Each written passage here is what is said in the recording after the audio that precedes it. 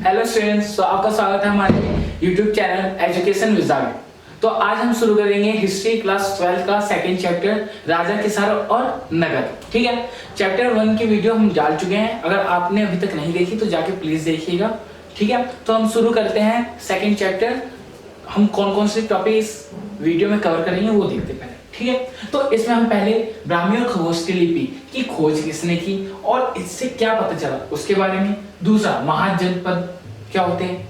ठीक है, और महाजनपद कौन कौन से थे और इनकी कुछ विशेषताएं। ठीक है, उसके बाद हम पढ़ेंगे कि मगध जो महाजनपद था, जो सबसे शक्तिशाली जनपदों में से एक था, वो क्यों था, उसके कारण क्या थे। ठीक है, तो ये सब हम पढ़ेंगे। ठीक है, तो सबसे पहले ब्राह्मी और खगोष्ठी लिपि। ठीक है, इसकी खोज 1830 के दशक में जेम्स प्रिंसेप ने की, जो कि क्या थे, ब्रिटिश अधिकारी, ईस्ट इंडिया कंपनी के ये अधिकारी थे। ठीक है, इन्होंने सबसे पहले जो ब्राह्मी और खगोष्ठी लिपि है, इसे सबसे पहले कहां पाया, सिक्के और अभिलेखों पे पाया। और ये पता चला कि खगोष्ठी और ब्राह्मी लिपि का सबसे पहले प्रयोग अभिलेखों और सिक्कों पे किया गया। उसके बाद सिक्कों और मोहरों पे, अभिलेखों पे चित्र मिले। ठीक है, चित्र जिन्हें हम क्या कहते हैं, पियदस्सी, या उन्हें मनोहर मुखाकृत कृति भी कहते हैं। ठीक है, तो ये होती क्या है, ये वो चित्र है जो कि लोगों को बहुत ज्यादा पसंद आता है, जो कि बहुत लोकप्रिय होता है। ठीक है, तो वहां पे हमें किसके मिले, अशोक कौन थे, मौर्य साम्राज्य के शासक। ठीक है, ये हमें कहा सकता है, बौद्ध ग्रंथों द्वारा पता चलता है कि जो मुखाकृति मिली है या पियदस्सी मिली है, कहां पे, अभिलेखों और सिक्कों पे। ठीक है, वो किसकी थी, मौर्य की। और इन अभिलेखों और सिक्कों पे किसका प्रयोग किया गया था, किन लिपियों का, ब्राह्मी और खगोष्ठी लिपि का। किसने इसकी खोज की, जेम्स प्रिंसेप ने, जो कि ईस्ट इंडिया कंपनी का एक अधिकारी, मतलब ब्रिटिश अधिकारी था। कब की थी, 1830 के दशक में।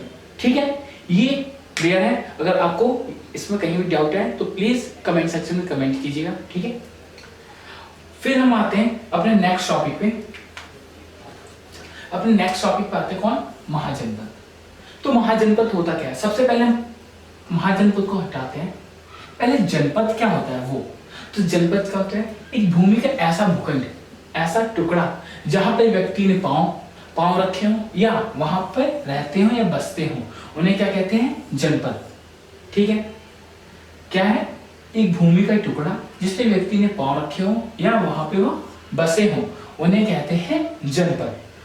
कुछ जनपदों के नाम पता चले हैं, अवंती, कुरु, पांचाल, गांधार, मगध, कौशल। ठीक है, ये कुछ क्या थे, महाजनपद थे। और कितने महाजनपदों के साक्ष्य मिलते हैं, कितने, 16। तो 16 महाजनपद में से ये कुछ जनपद है। ठीक है, तो इनकी कुछ विशेषताएं थी। ठीक है, देखते हैं वो पहले कि जो महाजनपद थे उनकी पहली विशेषता ये थी कि वहां पे एक राजा हुआ करता था, जो कि वहां पे शासन किया करता था। ठीक है, तो जो राजा था, कुछ राज्यों को गण या संघ के नाम से जहां बोला जाता था, वहां पे जो राजा शासन कैसे करता था, समूह में, मतलब एक समूह बनता था।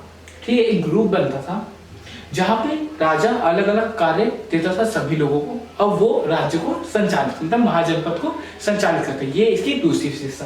तीसरी विशेषता कि हर महाजनपद की एक राजधानी होती थी, जो कि किलेबंद होती थी। ठीक है, क्या था, एक राजा शासन करता था, जहां जिन महाजनपद पे गण या संघ का प्रयोग किया जाता है, वहां पे समूह में शासन किया जाता था। हर महाजनपद की एक राजधानी होती थी, और उस राजधानी को क्या किया जाता था, किलेबंद किया जाता, मतलब कि चारों तरफ से दीवारों से घेरा जाता था। किलेबंदी मतलब चारों तरफ से दीवारों से घेरना, किलेबंदी कहलाती है। ठीक है, यह घेराबंदी। ठीक है, अगला पॉइंट है सुरक्षा के रख रखाव के लिए। जो सुरक्षा होती है किसी भी राज्य की, देश की, उसकी रक्षा के लिए, और प्रारंभिक सेना, नौकरशाही, इसके लिए जो महाजनपद थे वो बहुत अधिक पैसा खर्च करते थे। ठीक है, क्या करते थे, जो महाजनपद थे हमारे, वो क्या करते थे, सुरक्षा व सेना के लिए बहुत अधिक पैसे खर्च करते थे। और ये माना भी जाता है। इसके नेक्स्ट हमारी क्या है कि ये माना जाता है कि ये जो पैसा था, ये जो धन था, जो कि कहाँ खर्च होता था, प्रारंभिक सेना और नौकरशाही पे, वो कहाँ से आता था, किसानों और व्यापारियों से टैक्स लेके, कर लेके ये पैसा रखते थे और कहाँ खर्च करते थे, सेना पर और नौकरशाही पे। ठीक है। फिर दूसरा ये माना जाता है कि ये पड़ोसी देश, जैसे कि एक महाजनपद हो गया, ये मतलब कि महाजनपद हो गया, इन्हें दूसरे अपने आसपास के राज्य पे क्या क्या आक्रमण किया, फिर उसे जीत के वहां का जो धन था वो अपने पास रखा और कहां पे उनका प्रयोग किया, सेना के लिए और नौकरशाहियों के लिए उन्होंने प्रयोग किया। तो ये हुआ, क्या हुआ हमारा इस वीडियो में क्या हुआ कि महाजनपद के बारे में पढ़ा, उसकी कुछ विशेषताएं, कुछ नाम पढ़े हमने, अवंती, कुरु, पांचाल, गांधार, मगध, कौशल। ठीक है। और क्या पढ़ा, ब्राह्मी और खगोलीय लिपि के बारे में कि किसने खोज की। तो 1830 के दशक में जेम्स प्रिंसेप जो ईस्ट इंडिया कंपनी के एक अधिकारी थे, उन्होंने ब्राह्मी और खगोलीय लिपि की खोज की और ये पता लगाया कि इनका सबसे पहला प्रयोग कहाँ पे किया गया, अभिलेखों और सिक्कों पर। उस पर एक चित्र भी मिलता है जो कि पियदस्ती कहलाती है या मनोहर मुखाकृति भी कह सकते हैं। ठीक है, मुखाकृति भी कह सकते हैं। और ये किसके नाम से है, अशोक, जो कहां से पता चलता है हमें, बौद्ध ग्रंथों से। ठीक है। तो अब ये टॉपिक दोनों पूरे हुए। ठीक है, अब नेक्स्ट टॉपिक पे चलते हैं।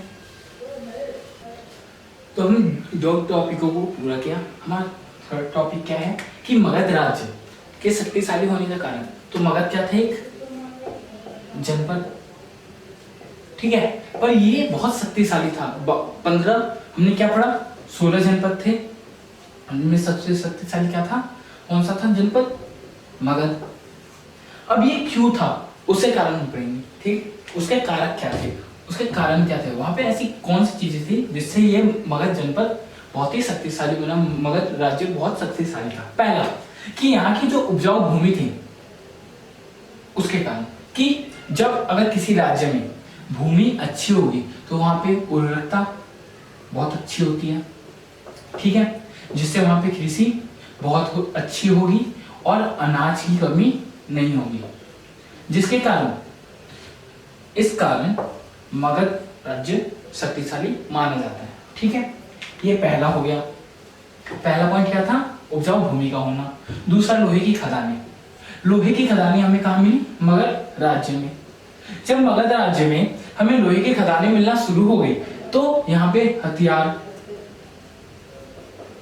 कुछ लोग आभूषण तथा अन्य कार्य भी करना शुरू कर दिया, जिससे क्या हुआ कि इसका सदुपयोग किया गया और युद्ध में भी हथियारों की कमी नहीं हुई। ठीक है, दूसरा पॉइंट ये हो गया। थर्ड पॉइंट हमारा क्या था, हाथियों की संख्या, कि मगध के जो जंगल थे वहां पे हाथी बहुत अधिक संख्या में, जिससे युद्ध में हाथियों का बहुत प्रयोग किया जाता है। आपको पता है कि जिस पहले क्या माना जाता था, जिस युद्ध, जैसे कि युद्ध हो रहा है तो उसमें दो तो होंगे, दो राज्य होंगे, जिन एक राज्य पे हाथी की संख्या बहुत कम है पर दूसरे पे बहुत ज्यादा है, तो कौन बलवान माना जाएगा, मतलब कौन मजबूत माना जाएगा, दूसरी पार्टी। क्यों, क्योंकि जो हाथी है उसे मारना बहुत ही कठिन था और इसकी संख्या कहां पे ज्यादा थी, मगध में। तो इसलिए मगध राज्य शक्तिशाली राज्यों में से एक था, महाजनपदों में से एक था। ठीक है। फोर्थ पॉइंट, नदियों का मार्ग। जो मगध है वहां पर मगध के पास गंगा, सोन जैसी कुछ नदियां थी, जिससे व्यापार करने में आसानी होती है। क्यों, क्योंकि इसका जो मार्ग था वो सुलभ, मतलब कि अच्छा और सस्ता था, मतलब कि अच्छा का अच्छा और सस्ता मार्ग था, जिसके द्वारा ये व्यापार कर सकते थे। ठीक है, तो ये शक्तिशाली होने का चौथा कारण। पांचवा पॉइंट ये है कि राजाओं की नीतियां। तो आपको पता है कि यहाँ पे बहुत सारे राजा होंगे, हम आपको नेक्स्ट वीडियो में बताएंगे कि यहाँ पे किस राजा ने क्या क्या शासन किया। तो अभी बता दूं थोड़ा सा, ठीक है, कि मौर्य साम्राज्य। ठीक है, मौर्य साम्राज्य। ठीक है, तो मौर्य साम्राज्य के वक्त यहाँ पे बहुत सारे राजा है, जैसे बिंबुसार, चंद्रगुप्त मौर्य, अशोक, कुणाल। ठीक है, तो इनकी अलग अलग नीतियां थी। इन्होंने अपने सेना पद्धति, युद्ध लड़ने की नीति, ये सब कुछ चेंज कर दिया।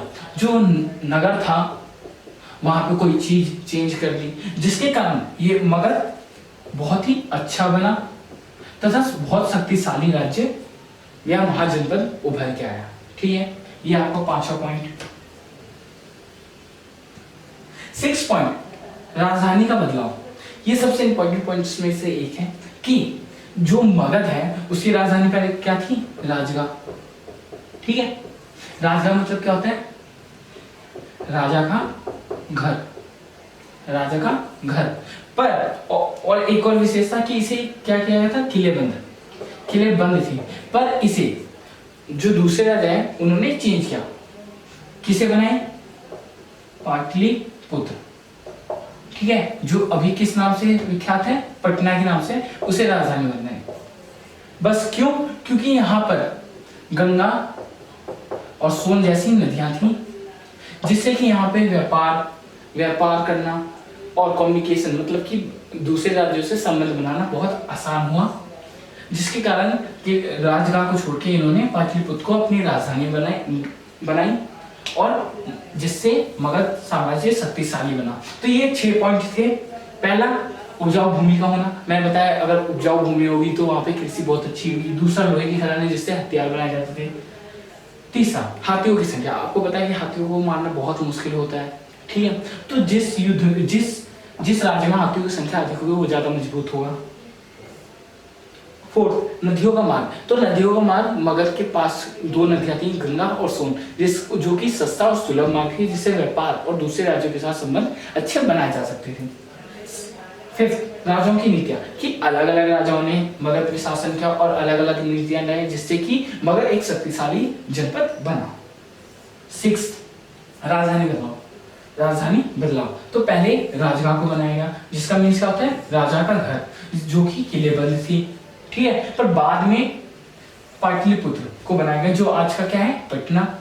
वहां पर गंगा और सोन नदी के कारण पाटलिपुत्र को बनाया, क्योंकि ये क्या है? सस्ता और सुलभ साधन है। किस चीज में? व्यापार में। इसलिए मगध को शक्तिशाली होने में मदद की। ठीक है, तो ये आपका थर्ड टॉपिक भी आपका कंप्लीट हुआ। ठीक, अगर आपको अभी तक किसी भी क्वेश्चन में डाउट आया तो आप प्लीज कमेंट सेक्शन में कमेंट कीजिएगा। और अभी तक आपने हमारे चैनल को सब्सक्राइब नहीं किया तो सब्सक्राइब कीजिएगा। हमारे वीडियो को लाइक और शेयर करना ना भूलें और ज़्यादा से ज़्यादा शेयर कीजिए, जिससे हमें पता चले आपको हमारी वीडियो अच्छी लग रही है और हमें और वीडियो ऐसे ही लाते रहें। Thank you.